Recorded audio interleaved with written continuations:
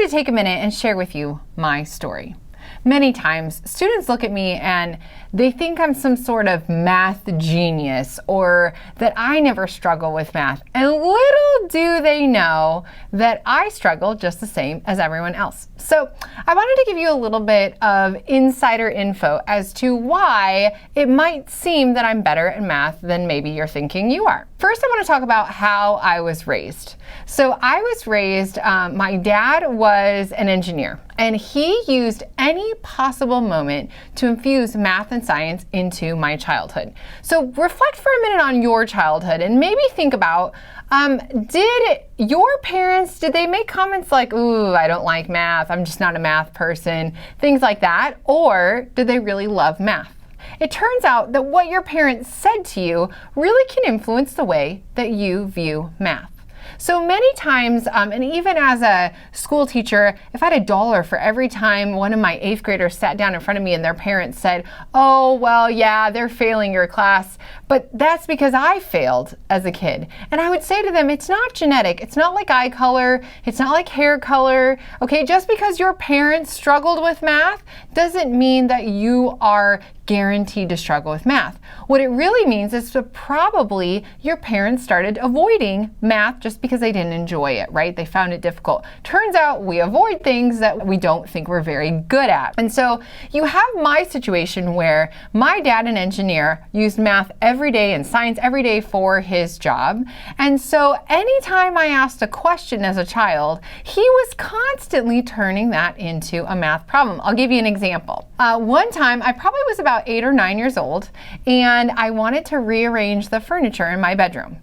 And so he said, okay, great. Before we rearrange it, let's make scale drawings of all of your pieces of furniture, and we can see if it will actually work and fit before we move them. Now, you might be thinking, holy cow, nerd alert. You're right. That is a nerd alert, right? But think about also the advantage that this gave me over another child that maybe, their parents really avoided math, right? So here I was as an 8 or 9-year-old, and he sat down with me and helped me do actual proportional relationships for each of my furniture in my bedroom.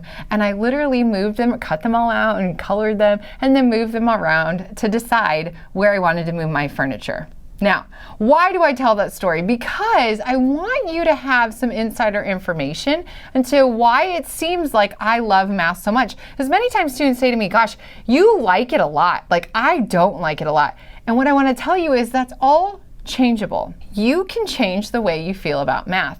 But again, if you feel like, and if you're somebody that's always struggled with math, you're like, my whole life, Marcia, it's always been a struggle, and this class is no different, then you're right. You're probably going to continue to struggle because probably, correct me if I'm wrong, you're waiting until the last minute to do that homework assignment for my class, right? And so we avoid things that we don't enjoy. We avoid things we don't feel like we're good at.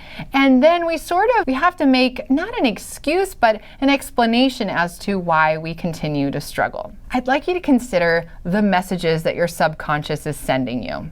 Do you often hear things like, oh, I suck at math. See, you knew that you weren't going to be able to do this assignment. You're barely passing this class, and really, that's crazy. Or do you hear voices inside your head going, well, you don't have it just yet, right? We're going to watch the video by Carol Dweck called The Power of Yet, and that's so powerful because so many times, you're right, you might not have mastered it yet. That doesn't mean you can't master it, though. You never know if you're going to be that person or parent or educator that suddenly sparks this love and interest and exploration side of math for a child. Isn't that our goal? Our goal is when you think back, when you did your mathography and you think back to teachers that came into your life and were really influential, I have a feeling that they were those teachers that were inspiring you, inspiring creativity, inspiring you to think outside the box in certain areas. We want to be those teachers for math. That's the whole point, right?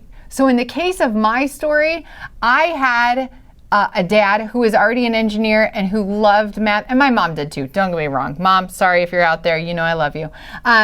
but he had this love for math and science, and he infused that into everyday life. We want to step in and be that person for children, students, of everyone around us, and help students find that love for math. I want you to know it's not too late for you to love math. And I'm so glad that you now know a little bit more about my story and where my love for math comes from.